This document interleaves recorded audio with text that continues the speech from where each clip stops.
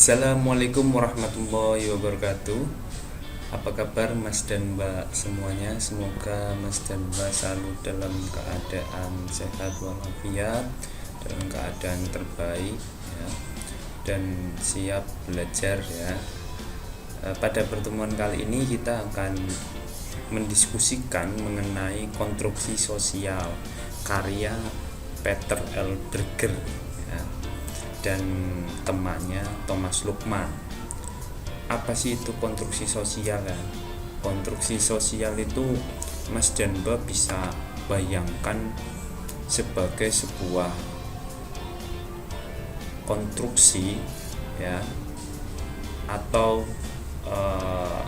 tahapan-tahapan sosial ya. Bayangkan saja misalkan dalam membuat sebuah bangunan ya, kan ada pondasinya, ada temboknya, ada jendelanya, ada pintunya, ada rangkanya, rangka atap, kemudian ada atapnya ketika membuat konstruksi bangunan sebuah rumah. Lah, begitu pula konstruksi sebuah sosial ya, konstruksi sosial itu juga seperti itu. Jadi ada tahapan-tahapan dan ada pelengkap-pelengkap sosial yang menjadi dasar konstruksi sebuah realitas sosial. Itu nanti cara berpikirnya seperti itu. Nah, sebelum jauh kita membicarakan mengenai konstruksi sosial ya, kita harus kenal dulu dengan Berger. Siapa sih Peter L. Berger ya? Bukan Peter itu ya, pemeran dari film Spiderman, atau bukan burger yang makanan ya. Peter L. Berger ini nama lengkapnya Peter Ludwig Berger ya. Beliau lahir di Vienna, Austria ya, tapi beliau dikenal sebagai sosiolog New York ya. Beliau lahir 17 Maret 1929 ya. Sejarah secara lengkap Mas dan Mbak bisa baca sendiri ya. Tapi yang penting untuk kita diskusikan pada pertemuan kali ini adalah pemikiran Berger dan Thomas Lukman ini dipengaruhi oleh banyak pemikiran ilmuwan lain ya, baik secara langsung ya oleh para gurunya, atau sekedar terpengaruh oleh pemikiran para ilmuwan sebelumnya. Kalau dirunut ya, sebenarnya kita bisa mengidentifikasi bahwa Berger itu terpengaruh langsung oleh guru-gurunya yang juga tokoh fenomenologi ya. Yang paling sangat mempengaruhi Berger adalah Alfred Schutz ya. Schutz itu merupakan murid dari Edmund Husserl ya. Husserl itu pendiri aliran fenomenologi ya, yang aslinya dari Jerman. Nah, atas dasar itu ya, pemikiran Berger ya itu bisa kita katakan terpengaruh oleh pemikiran fenomenologi. Nanti di pertemuan selanjutnya kita akan bahas mengenai fenomenologi ya. Ya, memang tidak bisa disangkal bahwa pemikiran yang digagas oleh Berger dan Thomas Lukman ini merupakan derivasi perspektif fenomenologi yang telah memperoleh banyak perhatian ya, baik di bidang filsafat maupun dalam pemikiran-pemikiran sosial. Nah, aliran fenomenologi ini kan pada awalnya yang dikembangkan oleh Immanuel Kant ya, kemudian diteruskan oleh Hegel, Weber, Husserl, Schutz ya, baru ini turun ke pemikiran konstruksi sosialnya Berger dan Lukman. Nah, Peter L. Berger dan Thomas Lukman itu membahasakan teori konstruksi sosialnya sebagai sebuah sosiologi pengetahuan ya, yang dilekatkan pada pemikiran mereka ya, mengenai sebuah konstruksi sosial. Tapi sebenarnya pemikiran yang mereka tawarkan itu sebenarnya bukan sepenuhnya baru ya, tapi sebelumnya itu sudah dirintis oleh ilmuwan-ilmuwan sebelumnya ya. Nah, ilmuwan sebelumnya yang sudah mengenalkan mengenai konsep sosiologi pengetahuan itu ada Max Scheler ya, sama Karl Mannheim ya. Nah, itulah ilmuwan sebelumnya yang sebelumnya udah memikirkan mengenai sosiologi pengetahuan. Nah, dengan demikian kita bisa mengetahui ya bahwa pemikirannya si Peter L. Berger dan Thomas Luhmann ini terpengaruhi oleh pemikiran Alfred Schutz ya, tentang fenomenologi, atau Weberian ya, tentang makna-makna subjektif ya, atau Durkheimian ya, Parsonian tentang struktur, Marxian ya, para Marxis ya tentang dialektika ya, serta Herbert Mead tentang interaksianisme simbolik. Nah, dalam konteks itu ya, menurut salah satu sosiolog juga ya, menurut Poloma menyimpulkan bahwa pembentukan realitas secara sosial ya sebagai sintesis antara strukturalisme dan interaksianisme simbolik ya. Jadi nanti pemikirannya Berger itu menggabungkan dari subjektivitas dengan objektivitas ya. Pertemuan interaksi antar keduanya inilah yang akan menjadi sebuah sosiologi pengetahuan atau sebuah konstruksi sosial ya. Nah, teori konstruksi sosial ya yang sejatinya itu dirumuskan bersama oleh Peter L. Berger dan Thomas Luhmann ya, kajian ini mereka kembangkan secara teoritis dan sistematis ya, dan mereka kenalkan sebagai sebuah kajian sosiologi pengetahuan ya. Konstruksi sosial ya, menurut Berger dan Thomas Luhmann, teori ini tuh dimaksudkan sebagai suatu kajian teoritis yang sistematis mengenai sosiologi pengetahuan atau mengenai penalaran teoritis yang sistematis ya, bukan sebagai sebuah tinjauan historis mengenai perkembangan suatu disiplin ilmu ya. Karena Mas Danba udah tahu tadi bahwa sosiologi pengetahuan sebenarnya sudah dirintis oleh ilmuwan sebelumnya. Nah, sebagai sebuah catatan akademik ya, pemikiran Berger dan Luhmann ini terlihat cukup utuh ya, karena mereka tulis di dalam buku mereka yang berjudul The Social Contraction of Reality, A Third Science, The Sociology of Knowledge ya. Oleh karena itu ya, teori ini itu tidak fokus pada hal-hal kayak tinjauan tokoh ya, kesejarahan, pengaruh tokoh dan sejenisnya, tapi lebih menekankan pada tindakan manusia ya sebagai aktor yang kreatif dan bagaimana realitas sosialnya terbentuk akibat dari interaksi subjektivitas dengan objektivitas atau interaksi antara individu dengan dunia sosialnya ya. Nah, teori ini itu sebenarnya berakar pada paradigma konstruktivis ya, atau paradigma konstruktivisme ya, yang melekat pada realitas sosial ya sebagai konstruksi sosial yang diciptakan oleh individu yang merupakan manusia bebas. Itu yang harus menjadi pemahaman atau titik tekan dari Mas Danba ya. Jadi nanti Mas Danba bisa memahaminya ya di dalam konsep sosiologi pengetahuan Berger itu ada sebuah teori realitas atau konstruksi sosial yang dibangun dari realitas subjektif ya, yang berinteraksi dengan realitas objektif ya. Nah, Berger itu dikenal luas karena pandangannya mengenai realitas sosial ini ya. Menurut Berger, realitas sosial itu merupakan suatu bentuk dari kesadaran. Karya-karyanya Berger ini memusatkan perhatian pada hubungan antara masyarakat dengan individu ya, atau antara subjektivitas dengan objektivitas.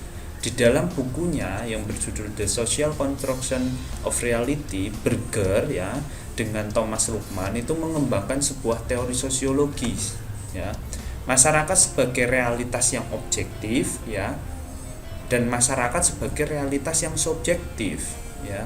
Analisisnya mengenai masyarakat sebagai sebuah realitas subjektif menjelaskan proses di mana konsepsi individu tentang realitas itu dihasilkan dari interaksinya dengan struktur sosial. Struktur sosial ya nilai, norma, lingkungan ya, struktur sosialnya.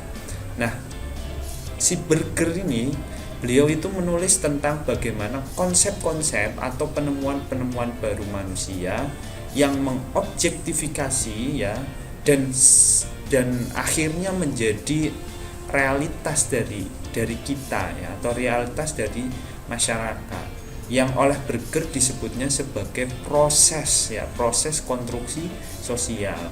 Nah, dalam proses selanjutnya nanti sebuah realitas ini tidak lagi dianggap sebagai ciptaan manusia lagi melalui proses yang panjang, oleh Berger disebut sebagai tipifikasi. Apa itu tipifikasi? Tipifikasi itu proses menciptakan standar konstruksi sosial yang khas didasarkan pada asumsi-asumsi yang standar yang berlaku di masyarakat itu. Ini kita akan bahas dan saya akan berikan contoh-contohnya ya. Dua gagasan Berger ya mengenai realitas dan pengetahuan atau mengenai subjektivitas dan objektivitas ya, ini harus kita pahami sebagai bentuk atau sebagai proses ya, realitas sosial ini menjadi sebuah konstruksi sosial.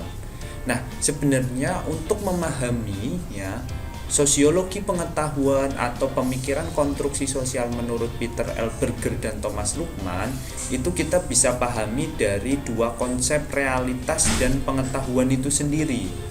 Nah, realitas ya yang mereka artikan sebagai a quality pertaining to phenomena that we recognize as having a being independent of your volition ya, atau artinya ya sebuah kualitas yang melekat pada fenomena yang kita anggap berada di luar kehendak kita, itu namanya realitas ya. Maksudnya bagaimana sih? Maksudnya realitas itu kan merupakan fakta sosial ya, yang bersifat eksternal, umum ya, dan mempunyai kekuatan memaksa kesadaran masing-masing individu karena itu berada di luar kita atau ada pada tataran struktur sosial masyarakat ya, yang mau nggak mau kita harus mematuhinya ya, terlepas kita atau dari individu itu suka atau tidak, mau atau tidak, itu realitas tetap ada ya. Misalkan realitas kebudayaan Jawa ya, pada kebudayaan Jawa ya, kita ketika berjalan di depan orang yang lebih tua ya pasti kita harus menunduk atau permisi ya, dan misalkan ketemu orang yang lebih tua kita harus cium tangan dan sebagainya ya. Nah, itulah sebuah realitas ya. Nah, kalau pengetahuan itu oleh Berger dan Thomas Luhmann itu diartikan sebagai that certainly that phenomena are real and that they process specific characteristic ya. Artinya ya bahwa sebuah pengetahuan adalah keyakinan bahwa sesuatu fenomena yang real ya, dan mereka itu pasti punya karakteristik tertentu ya. Maksudnya apa sih ya? Maksudnya pengetahuan itu merupakan realitas yang hadir dalam kesadaran individu ya. Jadi realitas yang bersifat subjektif. Kalau realitas tadi sifatnya adalah objektif ya, karena berada di luar kita atau berada dalam struktur sosial. Kalau pengetahuan itu sifatnya subjektif, karena tidak semua orang itu pengetahuannya sama, bisa berbeda-beda ya. Makanya ada tindakan sosial ya, atau realitas tindakan ya yang dilakukan oleh orang, walaupun misalkan itu orang Jawa, dalam bertingkah lakunya misalkan tidak sesuai dengan realitas atau nilai norma yang ada di Jawa, misalkan begitu ya. Nah, ini Mas Danba bisa lihat peta konsep teori konstruksi sosialnya Berger ya.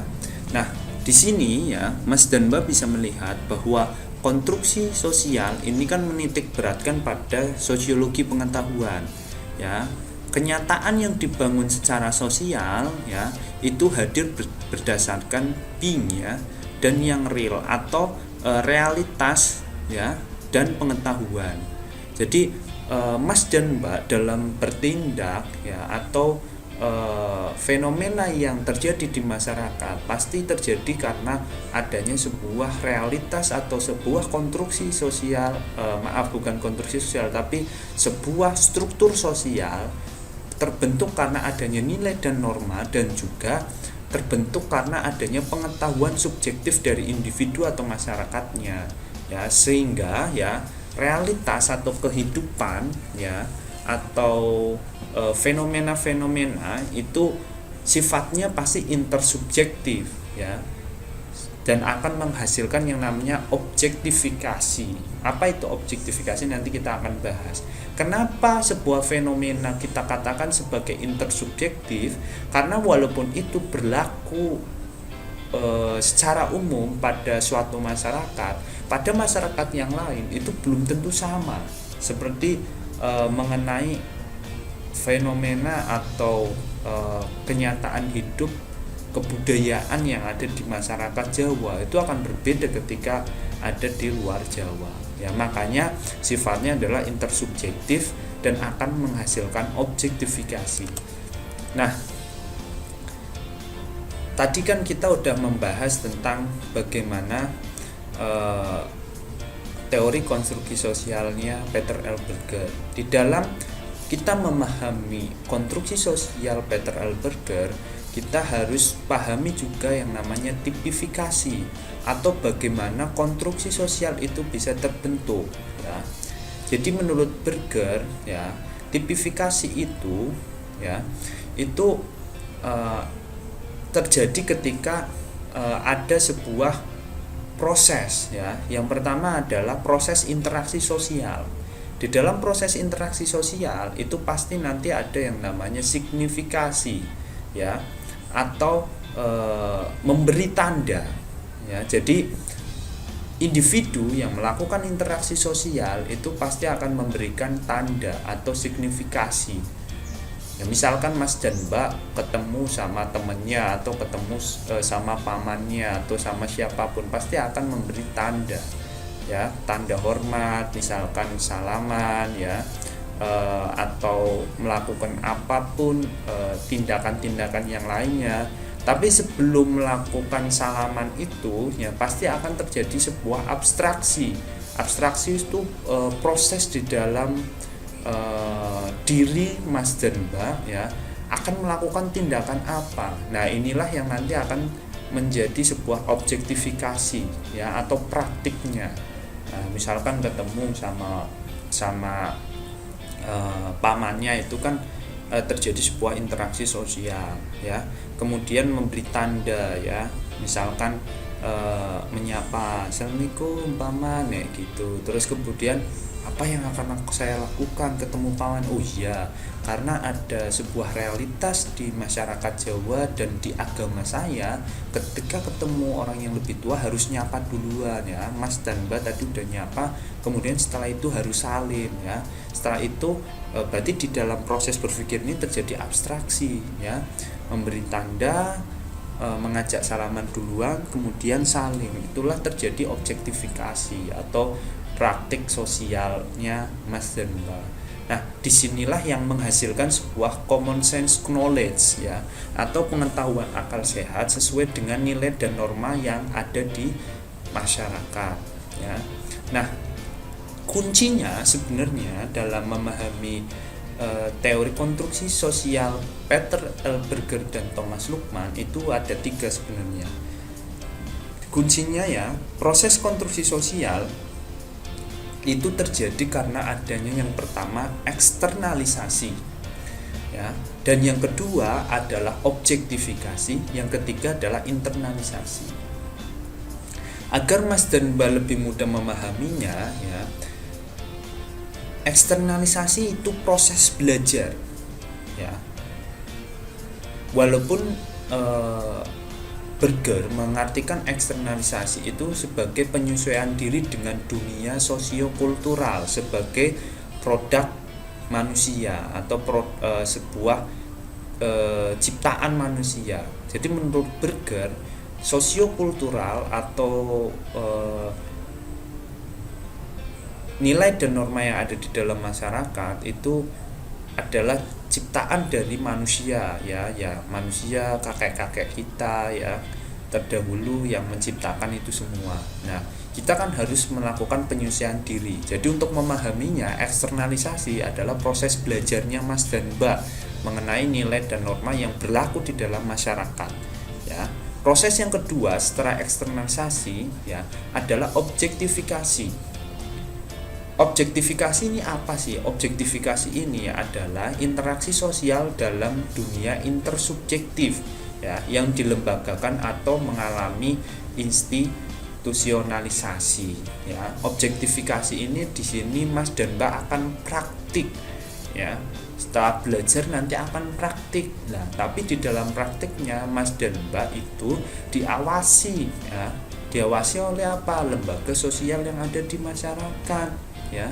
Jadi saat melakukan objektifikasi nanti Mas dan Mbak saat mempraktikkan nanti akan selalu diawasi secara tidak langsung oleh nilai dan norma yang berlaku dan oleh manusia-manusia yang lain ya. Misalkan Mas dan Mbak setelah belajar ya kan pas kecil kan pasti ketemu, misalkan ketemu orang yang lebih tua, paman, simbah, kan orang tua kita akan nyuruh salim gitu.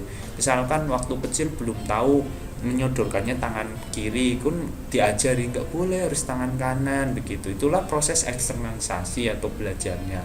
Nah, objektifikasinya nanti kan pas sudah semakin tahu, semakin besar kan nggak usah diajari, akan praktik sendiri. Ya, itu proses objektifikasinya, proses berinteraksinya itu. Nah, sejak kecil pun kita sudah mengalami yang namanya eksternalisasi dan objektifikasi, belajar praktek, yang akhirnya itu akan menimbulkan yang namanya internalisasi atau konsep ketiga dari konstruksi sosial. Internalisasi itu gampangnya agar Mas dan Mbak lebih mudah memahami itu adalah proses yang sudah mendarah daging ya. Setelah Mas dan Mbak belajar mempraktekkan, akhirnya kan mendarah daging ya, artinya tertanam di diri Mas dan Mbak, sehingga secara tidak langsung ya, secara tidak sadar, misalkan ketemu orang yang lebih tua, otomatis nggak usah disuruh ya, kita udah tahu harus ngapain, harus bertindak apa ya, harus bagaimana itu sudah tahu ya. Kita harus menyapa duluan, kita harus salim ya, kita harus menunduk, menghormati dan sebagainya ya. Nah, internalisasi ini oleh Berger ya diartikan sebagai individu mengidentifikasi diri di tengah lembaga-lembaga sosial atau organisasi sosial di mana individu tersebut menjadi anggotanya, atau kita sudah bermasyarakat ya, mampu bermasyarakat, beradaptasi di dalam masyarakat. Itulah kunci untuk memahami teori konstruksi sosialnya Peter L. Berger ya. Nah, dialektikanya Berger mengenai eksternalisasi, objektifikasi dan internalisasi ini sebenarnya dibangun ya dalam sebuah konsep sosiologi pengetahuan untuk memahami dunia kehidupan ya.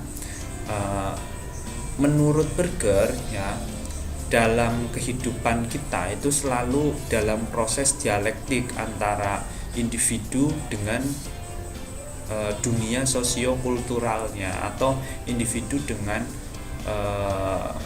nilai dan norma yang berlaku di masyarakat, budayaan yang berlaku di masyarakat. Nah, proses dialektik ini ini mencakup 3 momen simultan yaitu yang pertama eksternalisasi tadi, yaitu penyesuaian diri dengan dunia sosiokultural sebagai produk dari manusia.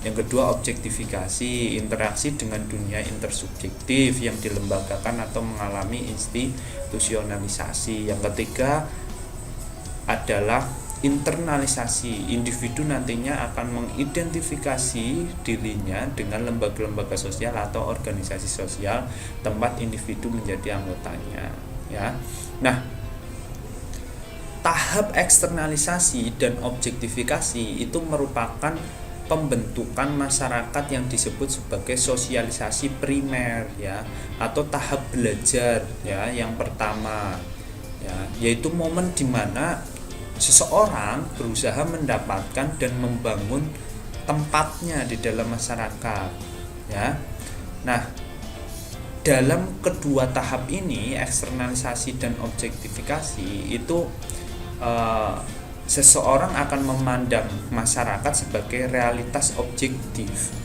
atau realitas yang paling benar pokoknya yang diajarkan oleh masyarakat atau dunia sosiokulturalnya kepada kita Nah, sedangkan nanti kalau tahap internalisasi itu seseorang membutuhkan sebuah lembaga sosial dan agar lembaga sosial itu bisa dipertahankan atau dilanjutkan, mereka harus ada pembenaran terhadap lembaga-lembaga itu tapi pembenaran itu dibuat juga oleh para manusia lembaga sosial lembaga hukum, lembaga agama dan sebagainya dibangun oleh manusia itu sendiri melalui proses legitimasi yang disebut sebagai objektifikasi sekunder nanti itu akan berulang dan berulang makanya dulu nggak ada KPK, sekarang ada KPK.